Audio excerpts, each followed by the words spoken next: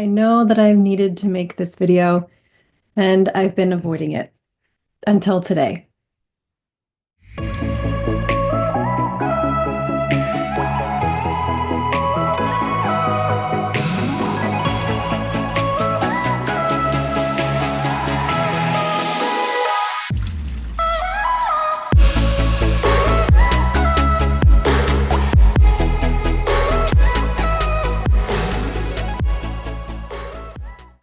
Hello, love. Welcome back or welcome to What I Am Seeing.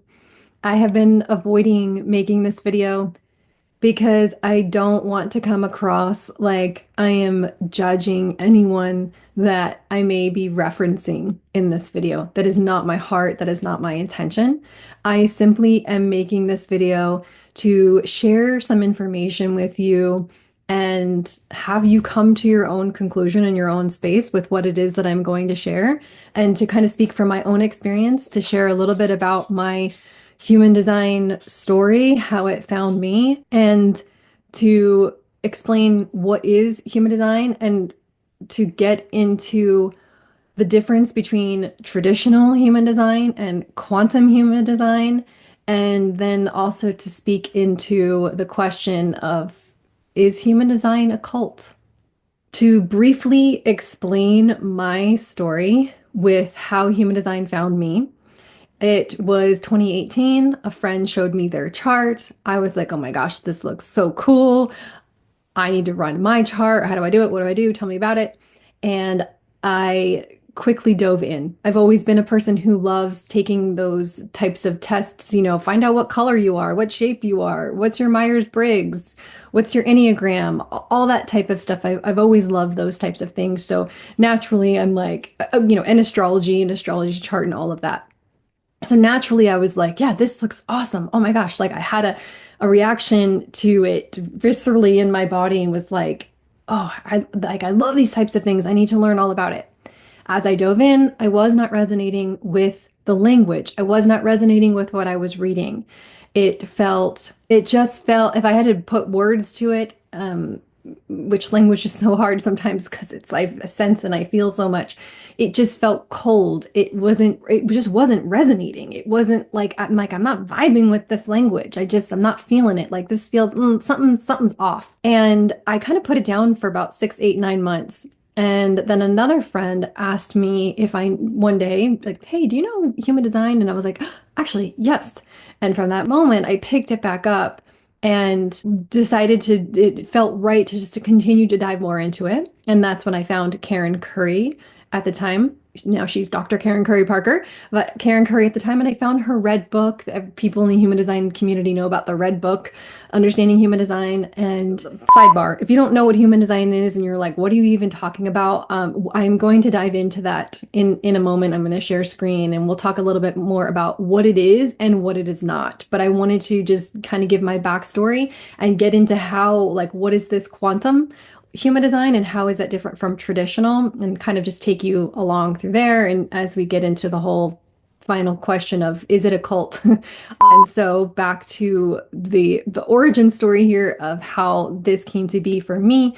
I found her online. I really didn't find any of her stuff when I was first originally looking, and it's just all about divine timing.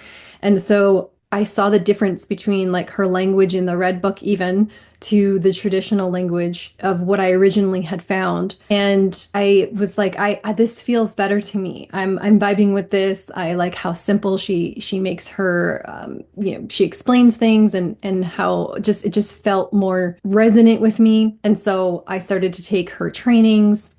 And then I ended up eventually working for her, which I still do to this day. Actually, the school administrator for our School of Quantum Human Design.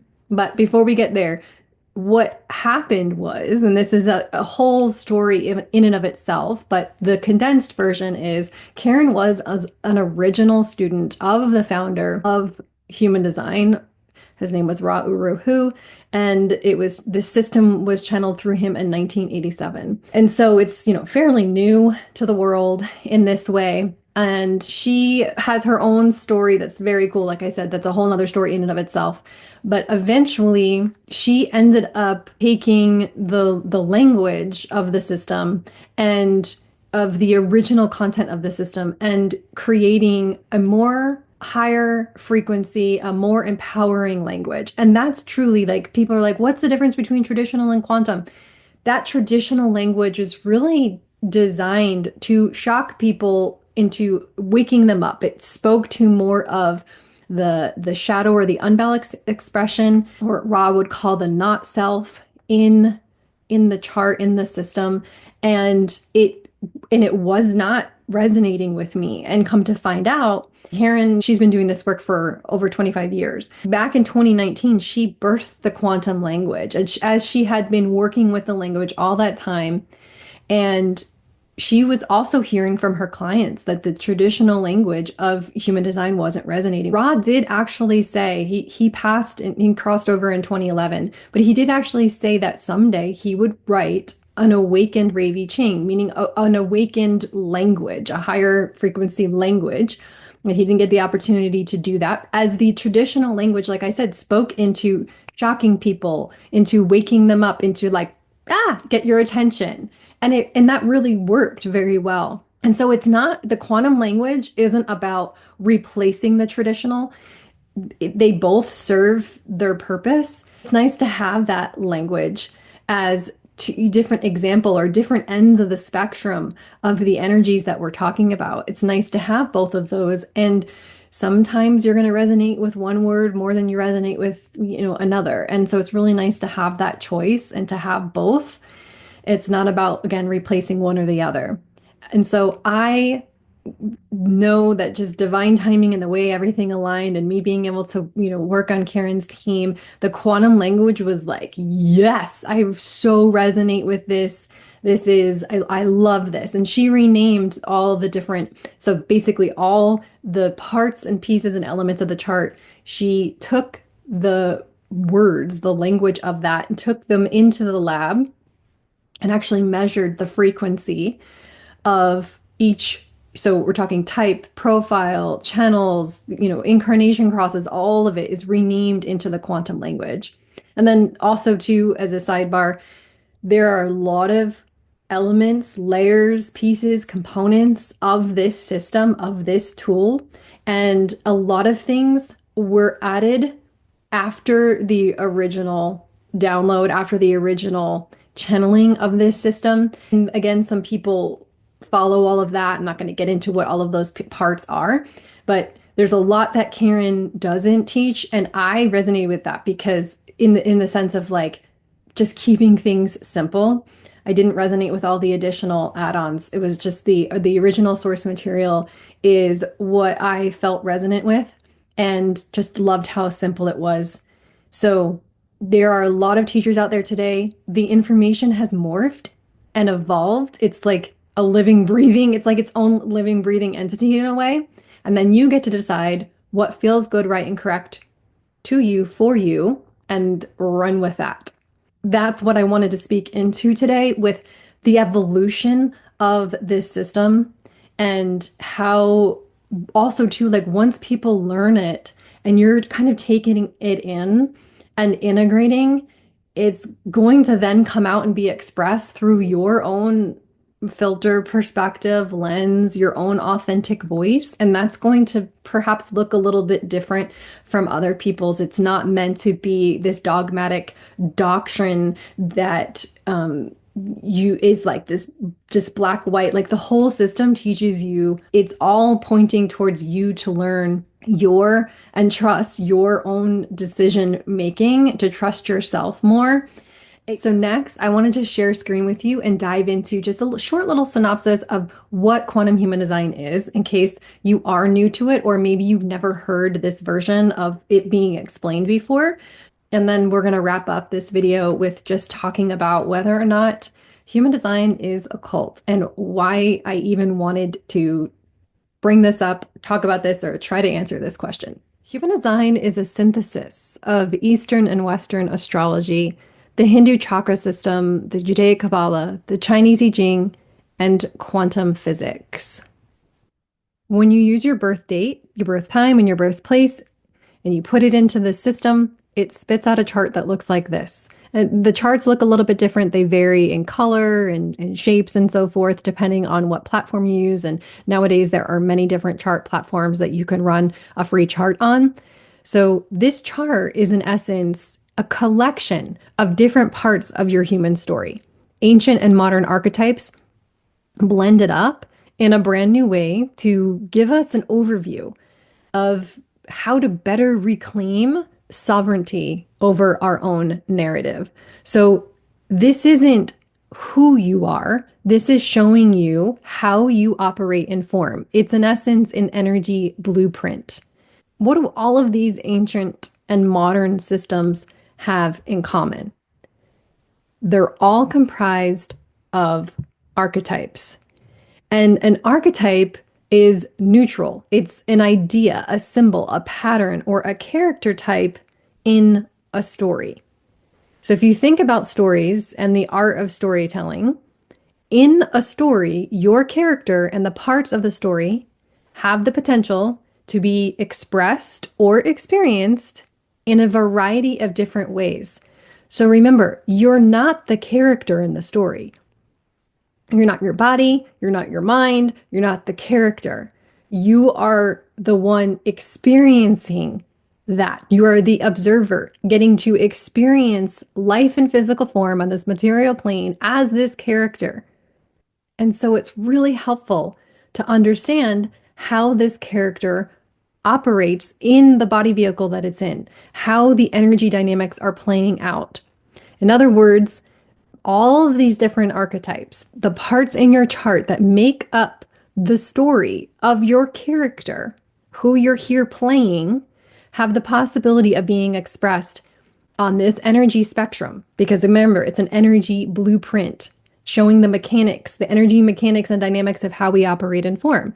So it's showing you the possibility of how these can be expressed in the low, average, or high expression. So as you hear me say, there's this spectrum of energy that has a high end, a low end, and all that space in between. And in that space in between, that average is representing the baseline frequency. And it's going to oscillate. It's going to vary from day to day. It's not like we're always in the highest expression. We're always in the lowest expression. Like it's a spectrum, and what it allows us to do is see where we're at on the spectrum, understanding this, having a conscious awareness of this. So these archetypes that your chart shows us make up the story that have the potential to be expressed by you. Again, in this low expression, or what we would call the shadow expression, or in traditional design, it would say the not self.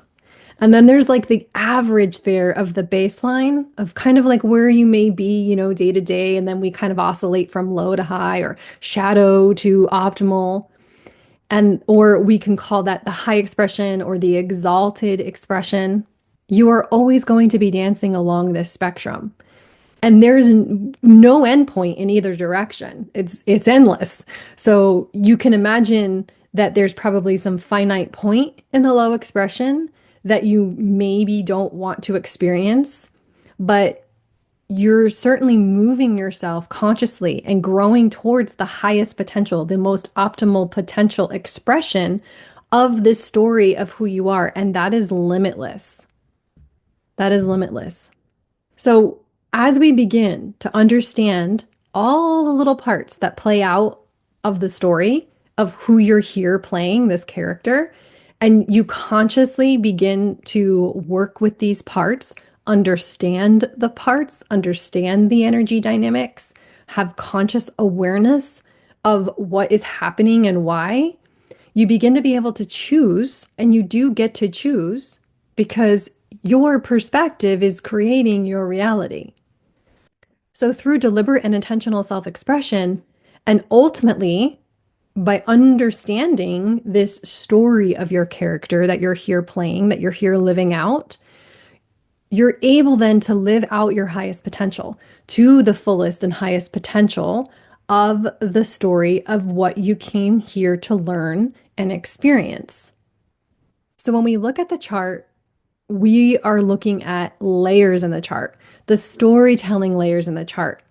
And what we see first The very first part of the chart that we would talk about if we were to talk about your chart is the first layer, which is your main character. Your main character is represented by your human design type and also by the lines in your profile.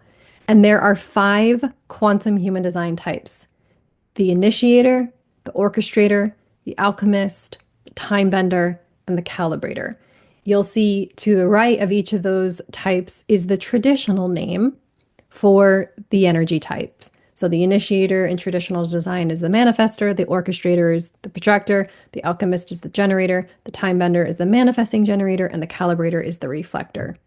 Your type tells us a lot about your unique way of interacting with the quantum field, how your creative muse, if you will, how divine source communicates with you.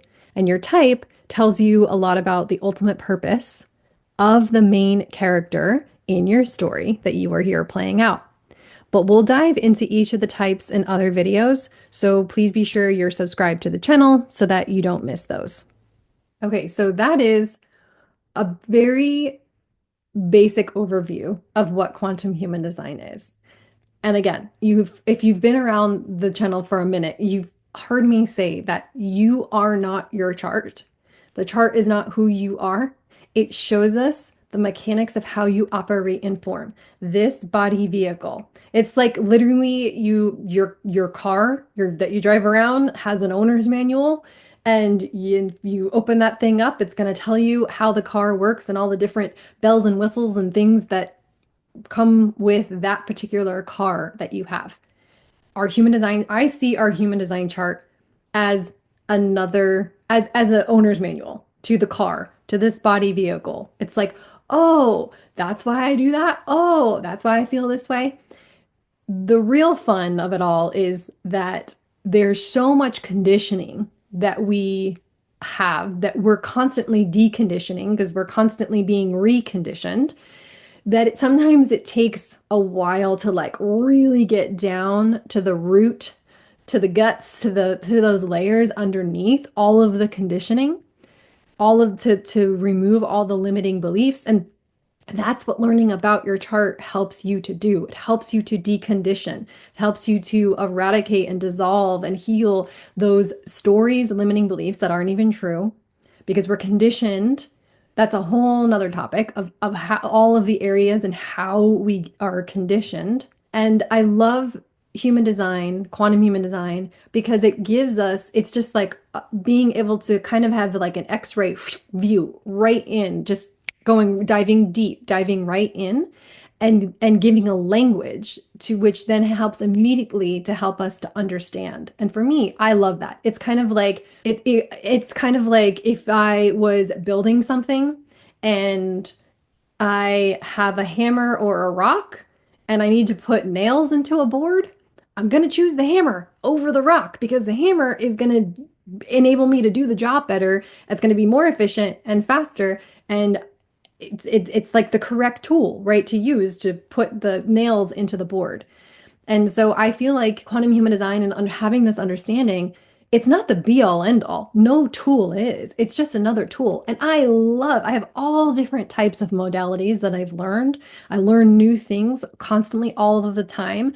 There's many other tools, many other modalities that I have learned that, I'm not specifically an expert in, but have had experience with either having these types of readings myself. Again, astrology is one of those things, and there is a component of astrology in human design, but nothing to like if you were to just study astrology on your own. Soul contract reading is another thing that's just a whole incredible other tool and modality. There's a lot of stuff that we have been gifted and given to help us human here on this earth, in these human bodies, as these spiritual divine beings, having this experience of living out these characters in this physical plane. So I'm so grateful for the tools. And I am one who doesn't think anything is like, this is it, this is the thing, this is the only way. Like I'm open to just to learning and using, and if it resonates, that's fantastic. And I'm so grateful for all these tools that we've been given. And so you can use what resonates with you and leave the rest.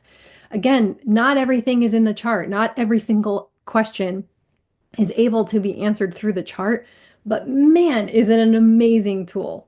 And it, for me, it is something that has resonated with me so deeply that it is the main tool that I use all of the time. And I will integrate it with other tools. And it's kind of like my basis and my foundation, understanding someone's chart, understanding the components and elements in my own chart. Like that for me has been a great foundation upon which to build upon and has given this beautiful language that helps the understanding take place. It helps on so many levels have allow you to have so much grace and compassion and understanding for your own self, which ultimately in turn allows you to have that same grace, love, and compassion for others because you realize, oh my God, we take everything so personal and it's not personal. It's just these energy dynamics playing out. And when you understand what those dynamics are, you stop taking things so personal.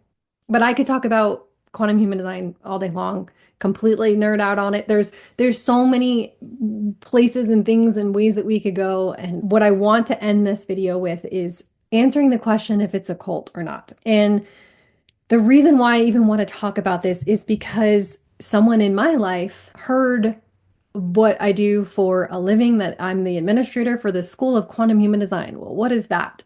And they took to going to the internet and Googling human design. And the things that they found and read, I don't know specifically what they found and read, but through what they shared with me, I was like, what are you reading? Like, what are you looking like? What are you talking about? Like, that is completely not the human design that I know. That is completely not the human design that I'm a part of. What is happening?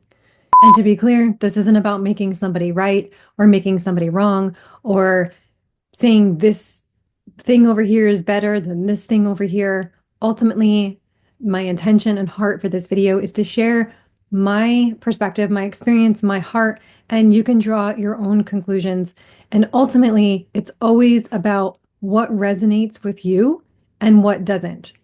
And I would encourage that in any and every area of your life to always follow what feels good, right, true, and correct for you, to take what resonates, follow what resonates, and to leave the rest. They were so upset because they just didn't understand like how I could be a part of this. And I was like, I don't know what you think I'm a part of, but whatever you're describing, I assure you that is not it. So it just so happens that after I have this conversation with this person who I love dearly and could completely understand and respect their concerns, it just so happened, like I didn't share this with anyone. It just happened, between me and this person. And it just so happened that we ended up, it was maybe a few weeks or a month later, having a discussion on team about some things that were brought to some of our team members and brought to Dr. Karen herself. And Dr. Karen kind of broke it down in a way that made sense. And I was like, yeah, I do want to speak into this in case the reason being, again, not to point fingers or say those people are wrong and they suck. Like I never do that. Like everyone is just doing the best they can. Everyone's just following what feels right to them at the time. And like I don't have any judgment towards those people. But in case maybe you're a specialist, maybe you're a student in our school, or maybe you have researched quantum human design on your own. Maybe you have never heard of quantum human design yet, and you've only seen the traditional, and you didn't even know there was a difference. And there's a lot of different people out there, and I wanted to share this because again, in case somebody says this to you, like in case you're the one having a conversation, someone comes to you and they're like, whoa, I don't know about this thing you're involved in, but I read this and it's crazy and da da da da, are you in a cult? And so, and I know when people are in cults, the first thing that the person says when someone asks them if you're in a cult, they say, I'm not in a cult. Are you in a cult? No, I'm not in a cult. That's exactly what someone would say if they were in a cult. I mean, I don't know. When people are in a cult, do they know they're in a cult? Until they're out of the cult. It's a whole nother topic. But again, I wanted to just speak into this and share this in case you find yourself someone coming to you in your life that's like, hey, I saw this, read this, heard this, found this. You might find yourself in that same conversation that I was in. And so, or you might be the one that's going out there and looking and hopefully, if someone out there is searching human design, that this video will pop up. I don't know what else is going on in all the human design communities out there because there's a lot and it's morphed and it's evolved like I shared earlier. It's mutated. And people, with it's just human nature. Humans take things and then they can run off with it and it can morph and evolve into something completely different from where it started. And that's free will, free choice. And you, again, can use your own discernment and your own wisdom to decide what resonates, what seems in alignment with you and what doesn't, or what seems weird and fishy and what seems like spot on for you. You are the only one that gets to make that determination and decision. So, how Karen broke it down was like there's basically three camps that kind of have evolved in the human design world. And there's Camp A, which we kind of identify as quantum human design, is Camp A. We literally call our school the Army of Love, meaning spread love into the world to be the love that we are. We are all love. We are all one. We are all love. We are all light. And what this tool allows us to do is to, again, take away the layers of conditioning to heal the stories and the narratives that have been played out of the limiting beliefs to get to the underlying truth of who you really are so that you can fully live that unapologetically permissed to live as the truth of who you are, as this beautiful, divine, one of a kind being, magnificent being that you are. So the School of Quantum Human Design is all about love. That's our mantra. That is what we're about. There's no dogma, there's no doctrine, there's no like this is the way that it has to be. There's none of that. It's truly like the whole system, and especially the way that Karen teaches quantum human design is for you to trust in yourself more, in your own divine intelligence and your own inner knowing, to trust your own intuition, to trust yourself. You know what's best for you, and that you're not listening to what somebody else says. This is what's best for you, and this is who you are. Like, what? Like, that's just crazy. I felt so resonant with Karen. Her story is beautiful of her being knowing her divine purpose at 4 years old in the backseat of her mom's car. It's to go and teach only love. And if you've listened to my story, you know my story. At my really just moment of awakening, I knew that my purpose here was that I was made to love and I needed to go and discover what that looked like and what that meant. It's tattooed right here on my arm. Made to love. So I see it every day. Why am I here? Oh yeah, I'm here. I'm made to love. That's what I'm doing. And that can look like, lots of different things. You don't put Dr. Karen up on this pedestal. She's not a guru, of sorts. It's just truly our team, Karen's heart, our team's heart is to just be able to teach love, to use this tool and this system to, in the way that Karen teaches, to bring you back to the truth of who you are, which is love. And this is just a tool to get you to that space. And in turn, you help others do the same. It helps us to human, gives us a language to what is going on in these vehicles that we get to have here, these human suits, as we are playing out these characters.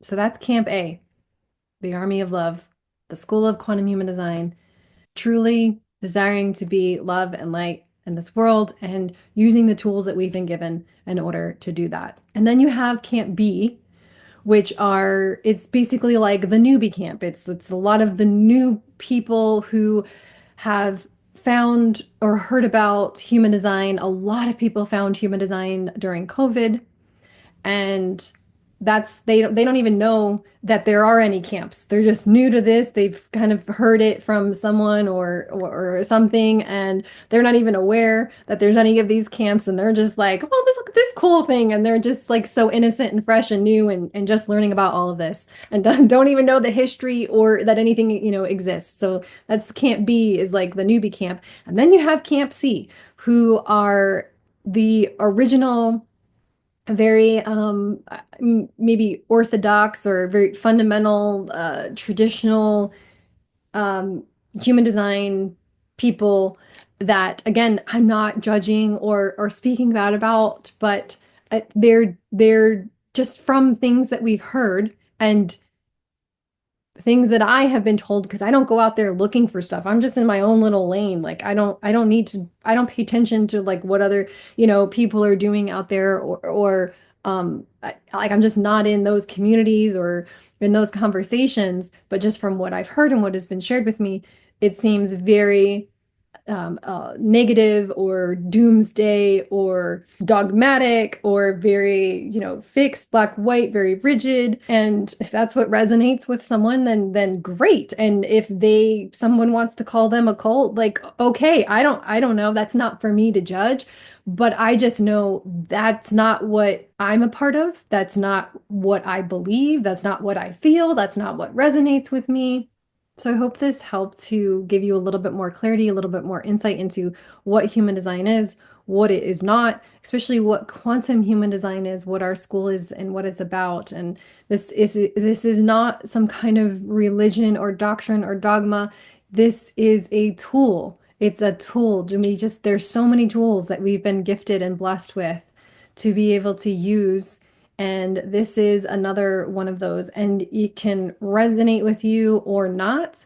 But I would just hope that if you are someone who's concerned about someone else based off of a quick little Google search that you've done online, that you would just be open to dive a little bit deeper and to have a open dialogue and communication with someone to really understand what it is versus just basing, what you're believing immediately off of what you see online because things aren't always what they seem or appear to be. So thank you, love, for being here. Again, my intention for this video was not to judge any of the camps or to say one is better than the other. I just wanted to speak from my own personal experience and share what quantum human design is about, as I can speak on behalf of that and behalf of our school, which again is, if you want to just boil it down to one word, to one main theme, it's love. So if you are interested in learning more about quantum human design, I have a special offer. If you use my referral link for any of our courses or trainings in our school,